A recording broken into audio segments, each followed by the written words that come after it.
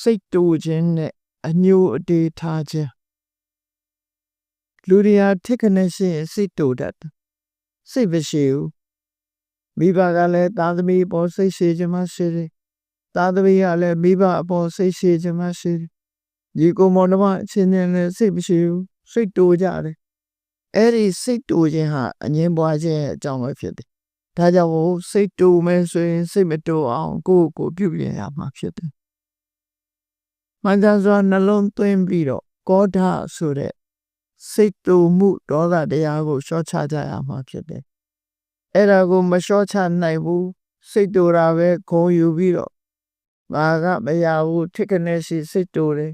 ငါစိတ်ကိုလာမစမ်းနဲ့လို့ဆိုတာမျိုးတွေမလုပ်ဖဲနဲ့အေးငါစိတ်တူမိတာမှားပါတယ်နောက်မဖြစ်စေရပါဘူးဆိုပြီးစိတ်တူမှုကိုလျှော့ချဖို့လိုအပ်တယ်ဘာနဲ့လျှော့ချရမလဲလို့ဆိုလို့ရှိရင်မှန်တရားကိုစဉ်းကျင်သုံးသပ်ခြင်းဖြင့်လည်းလျှော့ချနိုင်တယ်ဒေါသရဲ့အပြစ်ကိုရှုမြင်သုံးသပ်ခြင်းဖြင့်လည်းလျှော့ချနိုင်တယ်တစ်ဖက်သားအပေါ်မှာအပြစ်မမြင်မဲနဲ့မေတ္တာသက်ဝင်ခြင်းဆိုတဲ့အကောင်းမြင်တဲ့ရှုမြင်သုံးသပ်ခြင်းဖြင့်လည်းလျှော့ချနိုင်တယ်အပြစ်ကိုရှုပြီးဆိုရင်ဒေါသဖြစ်မှာပဲအပြစ်ကိုဘယ်တော့မှမရှုနဲ့ကောင်းတဲ့ကွက်ကလေးကိုသာရှုကောင်းကွက်ကိုရှာမေတ္တာကိုပွားလူဆိုတာအဆိုးကြီးမဟုတ်ဘူးအကောင်းလည်းရှိတယ်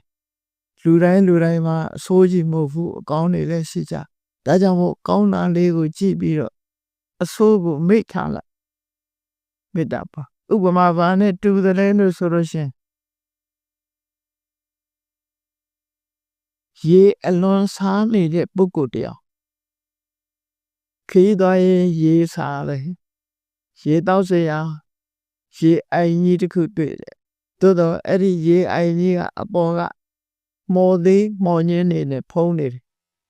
ရေကလည်းပဲမတော့ရမနေနိုင်တဲ့အခါအိုင်နဲ့ဆင်းပြီးတော့မော်သေးမော်ညင်းလေးတွေကိုလက်နဲ့ဖယ်ပြီးတော့ရေကိုတောက်တယ်အစာပြေအောင်ရေကိုတောက်လိုက်တယ်ရေတောက်လိုက်ရမှရှင်တဲ့နှလုံးထဲမှာအေးသွားအဲ့ဒါလိုပဲလောကလူတွေဟာတယောက်အပေါ်မှာအပြစ်မြင်နေပြီဆိုရင်လူဆိုတာအပြစ်လည်းရှိတယ်အဆိုးလည်းရှိတယ်ရေထဲမှာအကောင်းလည်းရှိတယ်မကောင်းတာလည်းရှိတယ်ဆိုတော့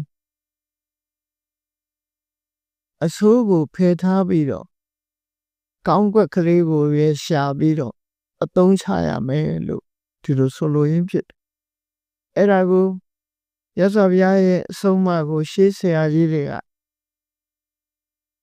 ဂါထာတိကုံးပြီးတော့ထားတာဒေါသခုနဒေါသေဟိကိဏတ္တခုနဝပတ္တေတရိဒေဝလာဒေပဝါဟိတဝပိဝေပိပတကောယသာဆိုပြီးခုနဒေါသေဟိကိဏတ္တခုနဝပတ္တေဆိုလိုတာကလူတယောက်မှာကောင်းခွက်လည်းရှိတယ်မကောင်းတဲ့အကွက်တွေလည်းရှိတယ်မကောင်းတဲ့အကွက်တွေမေ့ထားလိုက်ကောင်းတဲ့အကွက်ကလေးကိုကြည့်ပြီးတော့ကောင်းတာလေးကိုသာကြည့်ပြီးတော့သူ့ပေါ်မှာမေတ္တာသက်အောင်ကြိုးစားပါလို့အဆိုးကိုဘယ်တော့မှမကြည့်နဲ့လို့ပြောအေးရေးစားလို့ရှိရင်မော်ရီရှိနေတာကိုမကြည့်နဲ့အသာလေးဖယ်လိုက်ရေလေးကိုသာတောက်လိုက်မော်ရီကိုဖယ်ပြီးရေလေးကတောက်တယ်လို့ပဲမကောင်းတာတွေကိုဖယ်ထားပြီးကောင်းတဲ့အကွက်ကလေးကိုသာနှလုံးသွင်းဆင်ခြင်ပြီးတော့မေတ္တာသက်ဝင်အောင်ကြိုးစားပါလို့ဒီလိုဆိုလို့နော်နောက်ဆုံးမှာမေတ္တာတရားတိဆောက်ထားနိုင်ပြီဆိုရင်စိတ်တူခြင်းဆိုတဲ့ဒေါသကြောက်ပဲသွားမှာပဲဖြစ်တယ်